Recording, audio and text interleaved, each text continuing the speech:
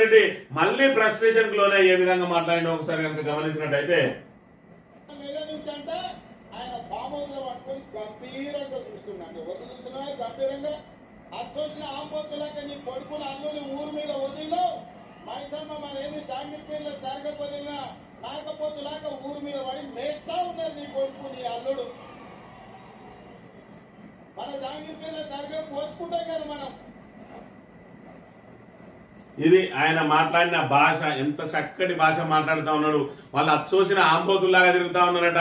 ఈ రోజు చూసుకున్నట్టయితే తెలంగాణ రాష్ట్రంలో ఎవరు అచ్చోసిన ఆంబోతుల్లాగా తిరుగుతా ఉన్నారు, ఎవరు ఊరు మీద పడి మేస్తా ఉన్నారో మరి ప్రజలందరూ కూడా గమనిస్తా ఉన్నారు. ఈ రోజు అధికారంలో ఉన్నది ఎవరు, మరి ఇక్కడ అచ్చోసిన ఆంబోతులాగా మరి ఊర్ల మీద పడి మేస్తున్నది ఎవరు, ఎక్కడికక్కడ భూ బకాసూరులు ఎవరున్నారు.